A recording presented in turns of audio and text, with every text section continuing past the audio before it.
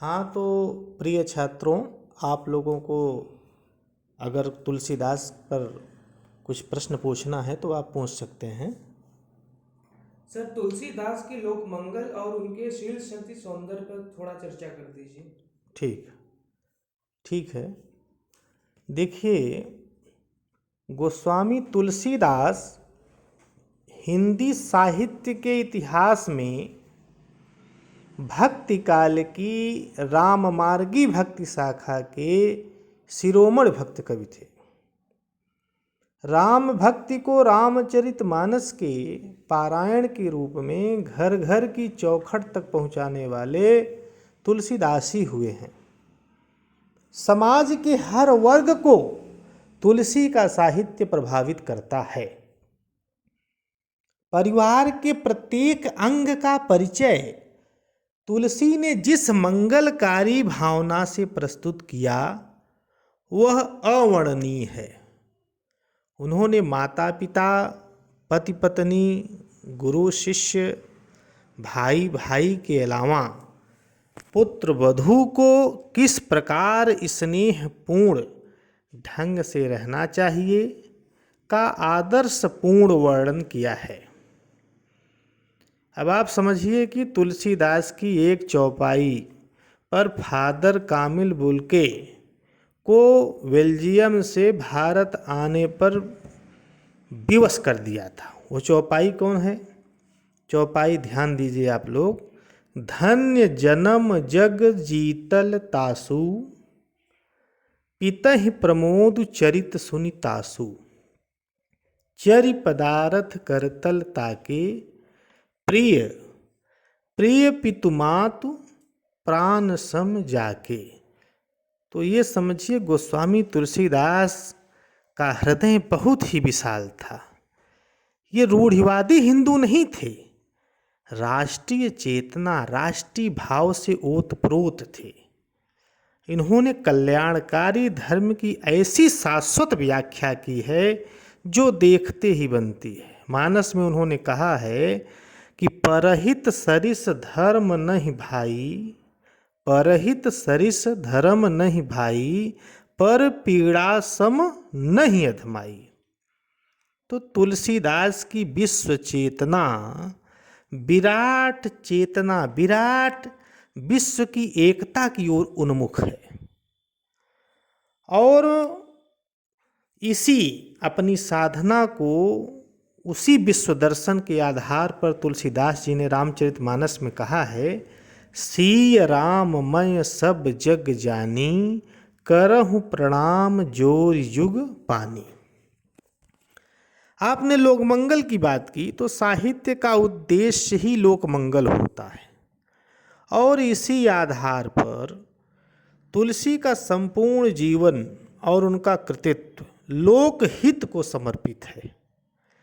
आज का मनुष्य व्यक्तिवादी हो चला है, तो आज के मनुष्य को अगर प्रेरणा कोई दे रहा है तो ये तुलसी का मानस और तुलसी का समग्र साहित्य बड़ी दूर तक हमारा प्रकाश स्तंभ की भांति मार्गदर्शन करता है और करता रहेगा।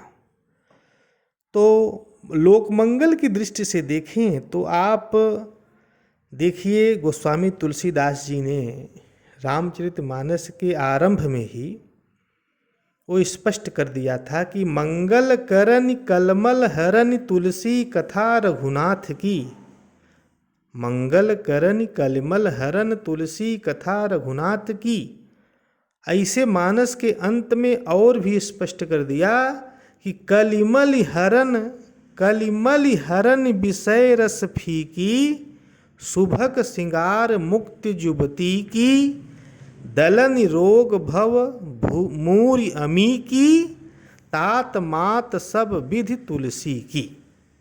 अर्थात श्री राम की कथा कलयुग के पापों को नष्ट करने वाली और समाज का कल्याण करने वाली है, क्योंकि इस कथा में सर्वत्र विषय रस अर्थात सांसारिक भोगों की प्रचुरता का फीकापन ही व्याप्त है। तो तुलसी का उद्देश्य ही था लोक मंगल। लोक मंगल के उद्देश्य से ही तुलसी ने मानस की रचना की और मानस की कथा को तुलसी ने कलयुग के पापों को नष्ट करने वाली, लोक और परलोक में सुख देने वाली, विषय विकारों को नष्ट करने वाली और अज्ञान के अंधकार को दूर करने तथा उसमें उदात्त मानवीय तत्वों का समावेश करके वसुधैव कुटुंबकम सर्वजन हिताय सर्वजन सुखाय के रूप में प्रस्तुत करके पूर्णतया लोक मंगलकारी बना दिया। ये तुलसीदास का काव्य, इसीलिए गोस्वामी तुलसीदास के काव्य में लोक मंगल की भावना का सागर यत्र तत्र उमड़ता हुआ दिखाई देता रहता है। और देखिए कि तुलसी का मानस, शील शक्ति सौंदर्य की आपने चर्चा की, तो तुलसी का मानस, तुलसी का काव्य शील शक्ति सौंदर्य से संपूर्ण रूप से भरा पड़ा है। अब आप शील की बात करें तो मानस में आप सब पढ़े होंगे कि तुलसीदास ने राम के माध्यम से एक आदर्श राज्य की परिकल्पना की है और आदर्श व्यवस्था की परिकल्पना की। क्या कहते थे कि माता पिता भाई बंधु मित्र सब का तुलसी ने राम के माध्यम से एक आदर्श स्थापित किया है। अब राम दशरथ के पुत्र थे और आदर्श पुत्र थे, माता पिता की आज्ञा का पालन करने वाले थे। राम को 14 वर्ष का वनवास मिलता है और उनकी जो माता कैकेयी हैं उनको कहती हैं कि राम तुम बन जाओ, तो राम के मन में दुर्भावना पैदा नहीं होता।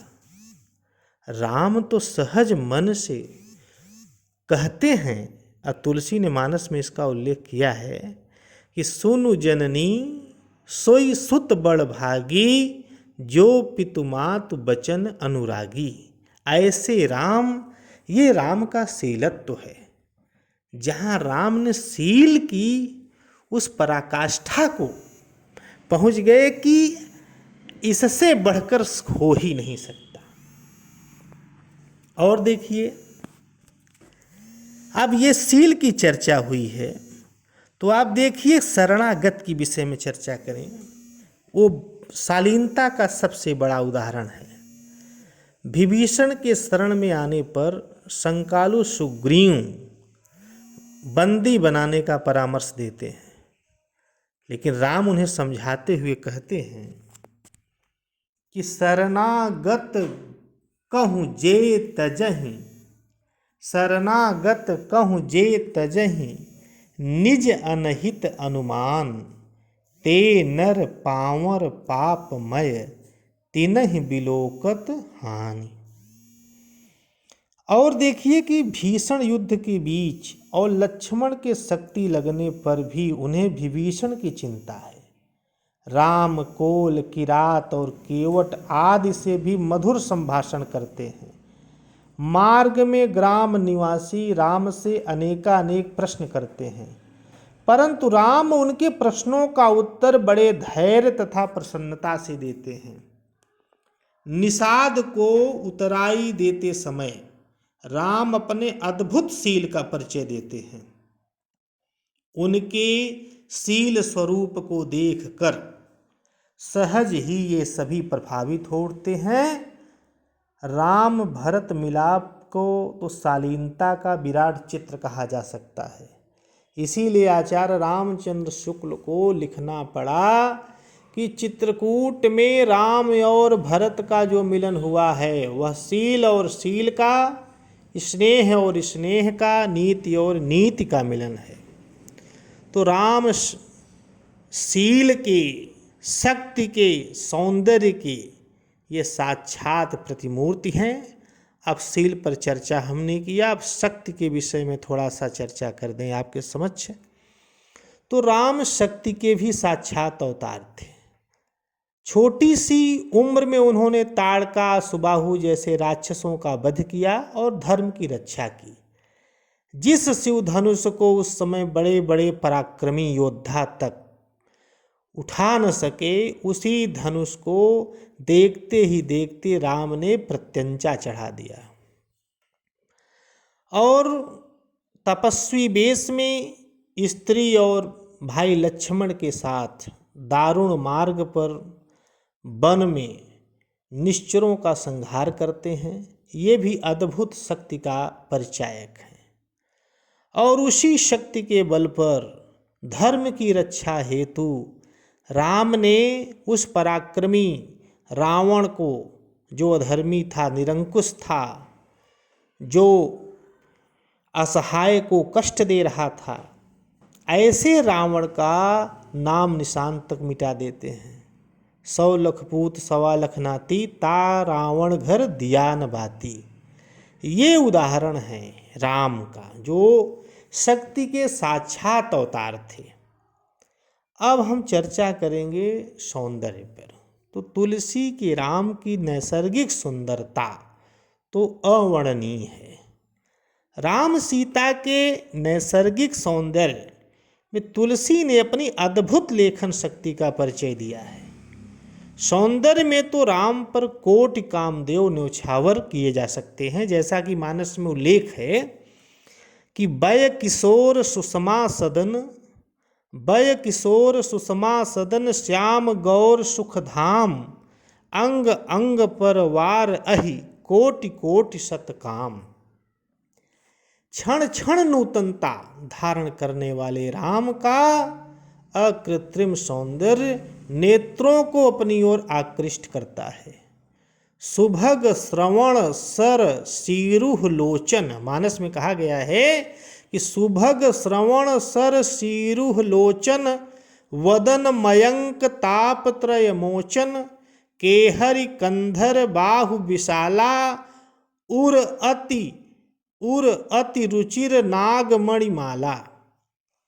तो देखिए, अंगूठी के नग में ही श्री सीता जी तो राम के सौंदर्य का दर्शन कर न्योछावर हो गई थीं, और जनकपुरी के नर नारी, वन में वनवासी, ग्रामवासी सभी उनके सौंदर्य पर बलिहारी हो जाते हैं।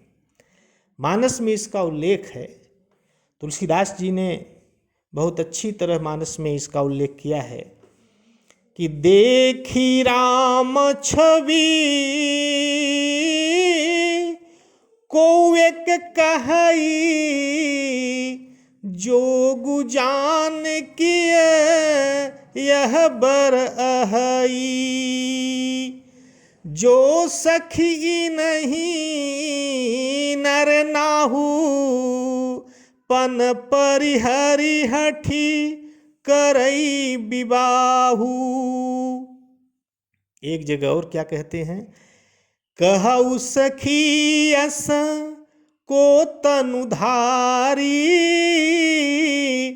जो न मोहय रूप निहारी, कौस प्रेय बोली मृदुबानी,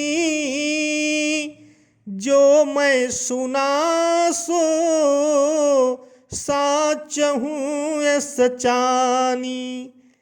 तो इस प्रकार देखिए, अनंत सौंदर्य, अनंत शक्ति, अनंत शील योजना होने से राम में शील, शक्ति और सौंदर्य का समन्वित रूप है। इसलिए तुलसी के राम लोक मंगल और शील, शक्ति, सौंदर्य के साक्षात अवतार हैं। ठीक है।